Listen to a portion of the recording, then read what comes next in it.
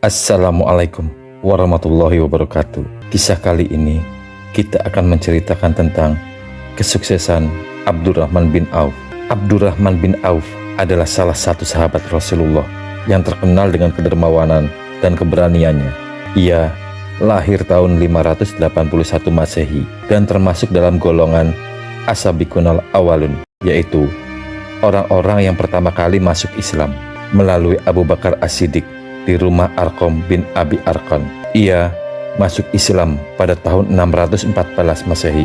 Saat itu usianya masih cukup muda, yakni umur 31 tahun, usia yang sangat produktif.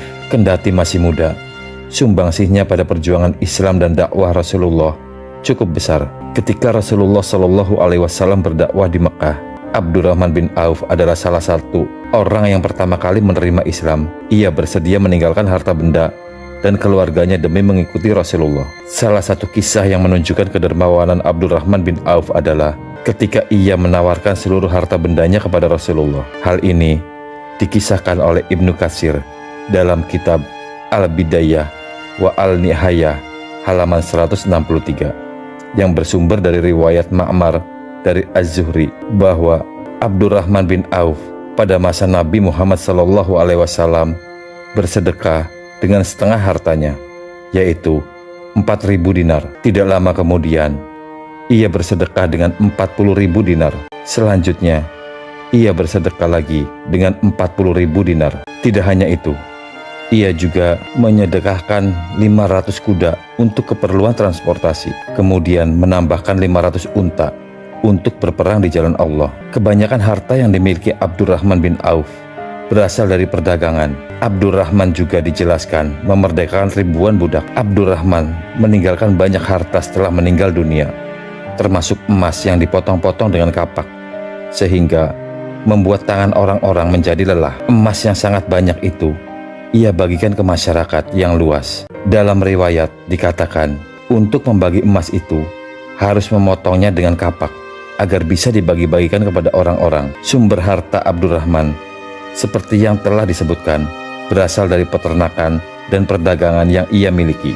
Dia memiliki 1.000 unta, 100 kuda, dan 3.000 domba yang digembalakan di Baqi. Ini menunjukkan bahwa dia memiliki sejumlah besar hewan ternak yang diurus dan dipelihara untuk mendapatkan keuntungan. Peternakan seperti ini dapat menjadi sumber pendapatan yang signifikan, terutama dalam budaya Arab dan lingkungannya, di mana ternak adalah mata pencaharian utama atau sumber utama harta. Meskipun Abdurrahman bin Auf telah menjadi miliarder dan memiliki kekayaan yang luar biasa, dia tidak pernah melupakan kewajibannya sebagai seorang muslim. Abdurrahman adalah seorang filantropis yang dermawan.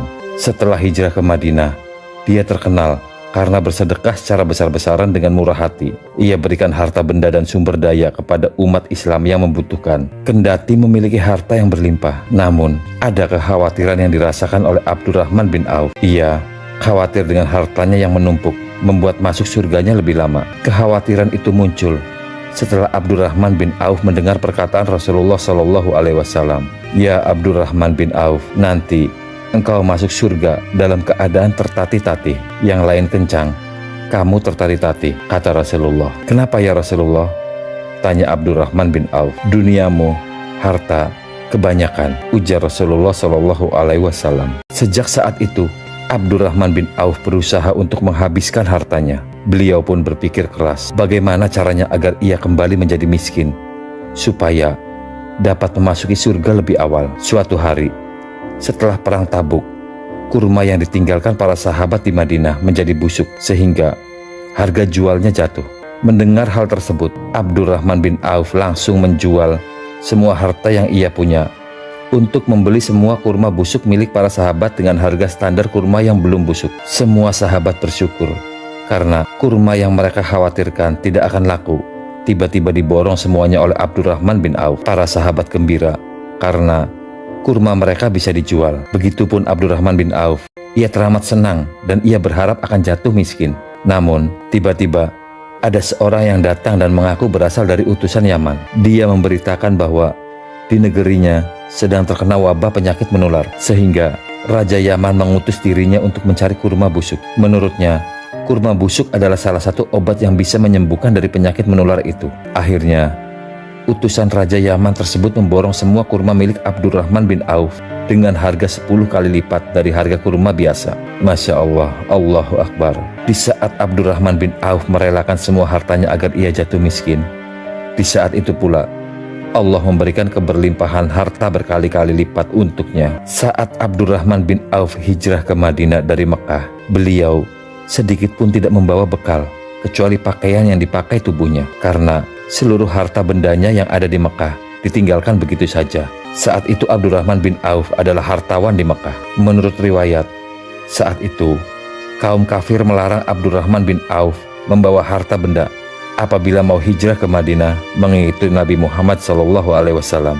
Sampai di Madinah, Rasulullah mempersaudarakan beliau dengan Sa'ad bin Rabi. Sa'ad bin Rabi adalah seorang hartawan di Madinah yang berhati mulia. Bahkan beliau menawarkan setengah harta bendanya dan menawarkan kepada Abdurrahman bin Auf perempuan di antara keluarganya untuk dijadikan istri. Abdurrahman bin Auf lalu berkata, "Semoga Allah memberkahi keluargamu dan hartamu. Cukup tunjukkan kepadaku di mana pasar." Setelah ditunjukkan keberadaan pasar, lalu Abdurrahman pergi ke pasar, berjualan akid atau sejenis makanan dari olahan susu dan minyak samin. Dari usahanya di pasar, ia berhasil mengumpulkan pundi-pundi kekayaannya dan menjadi lebih kaya dibandingkan di saat di Mekah. Ustadz Adi Hidayat memaparkan, saking kayanya Abdurrahman bin Auf, kekayaannya kebangetan. Saya konversi nilai kekayaannya, kalau dulu dikonversi ke sekarang, itu jumlahnya sekitar 72.000 triliun, kata Ustadz Adi Hidayat saat memberi ceramah di kampus Universitas Muhammadiyah Jakarta. Kata Ustadz Adi Hidayat, orang terkaya di zaman ini, Elon Musk, baru turun hartanya dari 3.000 triliun menjadi 2.800 triliun. Jeff Bezos cuma 1.800 triliun. Artinya, orang yang paling kaya sekarang 3.000 triliun. Sedangkan sahabat Abdurrahman bin Auf 72.000 triliun.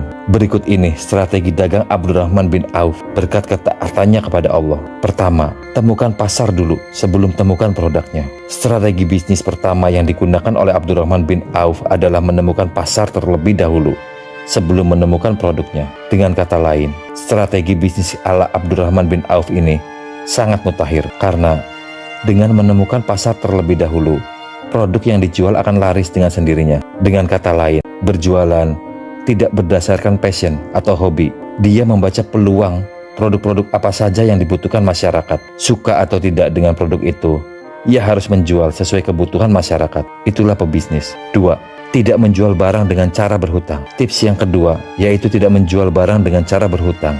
Artinya, Abdurrahman bin Auf selalu menjual barang dari modal yang ia miliki sendiri, dan beliau tidak pernah berhutang untuk menjual produk yang ada pada bisnisnya tersebut. Mungkin zaman sekarang bila kita tidak punya modal, bisa dengan dropship terlebih dahulu apa yang menjadi kebutuhan pasar.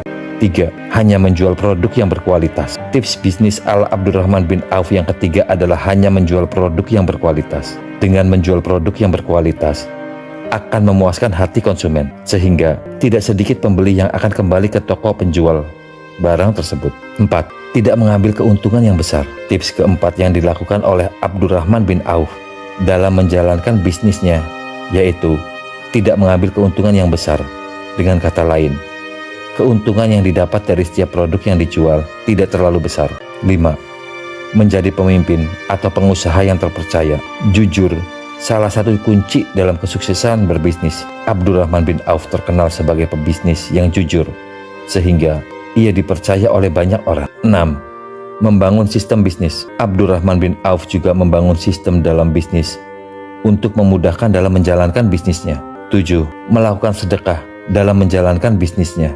Abdurrahman bin Auf sangat getol bersedekah. Sedekah tidak membuat hartanya berkurang.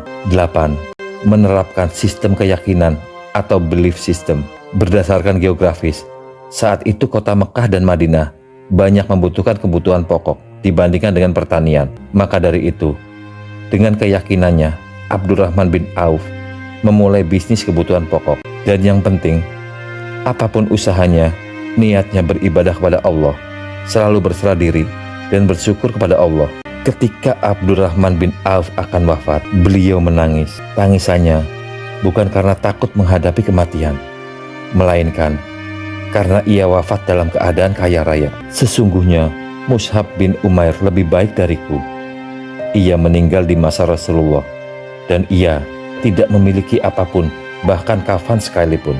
Hamzah bin Abdul Muthalib juga lebih baik dariku. Kami tidak mendapatkan kafan untuknya. Sesungguhnya aku takut bila aku menjadi seseorang yang dipercepat kebaikannya di kehidupan dunia. Aku takut ditahan dari sahabat-sahabatku karena banyak hartaku. Tutur Abdurrahman bin Auf. Wallahu a'lam bishawab.